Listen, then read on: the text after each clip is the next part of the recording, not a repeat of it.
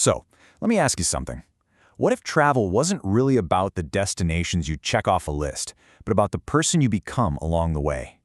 Today we're diving into this idea of a profound internal journey. We're going to map out the path of what's called a marginal pilgrim. You know, the writer Fernando Pessoa absolutely nailed this when he wrote, "Life is what we make of it. Travel is the traveler. What we see isn't what we see, but what we are." And that's really the core idea we're unpacking today, that any journey you take outwards is in fact a journey inwards. So yeah, let's be clear. This isn't your typical guide for booking flights or finding the best hotels. Not at all. This is about a completely different kind of journey. We're talking about a journey where travel, language, and memory all get braided together into this single transformative act of becoming someone new. This is the path that author Dave Pacchio documented in his own search for meaning out there on the road.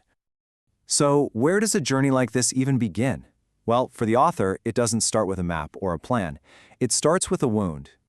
This whole thing was born from a year of just immense grief and pain. We're talking a 2-month hospital stay, a terrifying 14-day coma, and on top of all that, the slow, heartbreaking loss of his father. These events left him feeling, as he put it, completely unmoored, like a load not rightly balanced. And his response to all this trauma wasn't to run away from it, but to actually surrender to it. He was really inspired by the poet Rumi's wisdom. The time has come to drop into the grass, to rest where I fall. And that moment marked a very deliberate choice to live and to travel in a totally new way.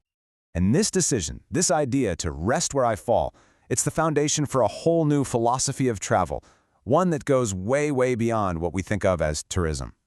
This philosophy draws a really sharp line between two mindsets. On one side, you've got the tourist, right? They're seeking escape, consuming experiences, just following the guidebook. But the pilgrim, well, the pilgrim is seeking meaning and connection. They're participating in life, following their intuition. It's a huge shift from looking for what's new to listening for what truly endures. And this brings us right to the heart of it, the marginal pilgrim. So what is that? It's a traveler who walks that fine line, that edge between the sacred and the everyday, always searching for that point where history and modern life smash together. It's all about finding profound meaning in the places most people just overlook. Okay, so the philosophy sounds amazing, right? But how does it actually work in practice? I mean, how do you listen to a city instead of just looking at it? And that's the real challenge, isn't it? How can you possibly understand a city's soul if you're not just staring at the big, famous monuments? What are the other signals you should be looking for? Well, the author offers this fascinating, very practical guide. Step 1. Talk to the drivers, the taxi drivers, the bus drivers. They're like the first translators of a place, moving across every neighborhood, every social class. Step 2. Meet the bakers. They see a version of the city that most of us completely sleep through. Step 3. Watch the markets. That's where a culture's real, unpolished soul is on display. And step 4, I love this one, count the old couples. Their presence tells you so much about how a culture thinks about legacy and love and endurance. So what actually happens when you start to travel this way? Let's look at some of the incredible discoveries you can make when you're living on the margins. Okay, so picture this. In Montreal, the journey leads to a simple, ordinary bakery. But the smell of butter and flour, it's not just a smell. It triggers this powerful, nostalgic memory, connecting him directly back to his late father, who had taught him how to make bread. And that experience reveals a much deeper truth. Bread is never just bread. It is lineage, ritual, and the oldest form of hope. You see, through the eyes of a pilgrim, a simple loaf of bread becomes this powerful symbol of family history and resilience. Then, in Lisbon, the same approach leads to a completely different kind of insight. The city itself is described as a womb. It divides like tissue, its umbilical cord buried deep under the stone, secretly feeding its people. What a powerful living metaphor for a city that both nurtures you and demands something from you. And you can't really get Lisbon without understanding this concept of saudade. It's so much more than just missing something. It's this deep, profound, nostalgic longing for a person or a place that's gone. It's been called the surcharge you have to pay for the privilege of being in that city. And get this, even the language tells a story. The N in the old Latin word for bread, panem, it vanished over time to become the Portuguese pão.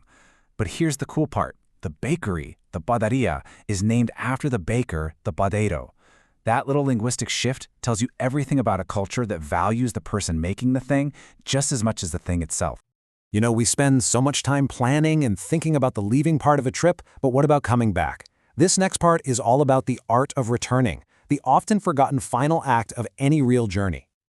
And here's the core idea. A trip isn't truly finished until you welcome back the new self that it created. The real transformation, it doesn't just happen on the road. It happens when you have to figure out how to fit that new person back into your old life. So, to do this consciously, the author developed a set of return rituals. This means things like an immaculate reset of his home and office, making sure all the laundry is done, telling the people he loves that he loves them. These aren't just chores, you know? They are intentional acts of hospitality for the slightly different person who's about to walk back through that door. And the whole point of doing all this, it's to consciously witness your own transformation. It's to stop it from just disappearing under a mountain of laundry and an avalanche of emails. It's about making space for that change to actually take root. Ultimately, after all the traveling and searching, the work becomes elegantly, almost embarrassingly simple. Be where your feet are. Let impermanence be the gift that it is. It's just a call to be present, to accept change, and to see that constant flow not as a loss, but as a gift. And so, that leaves us with one last, pretty provocative question that really captures the entire spirit of the Marginal Pilgrim.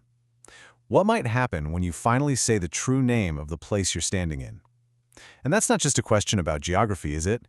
It's about truth, about history, and about your own place in it all.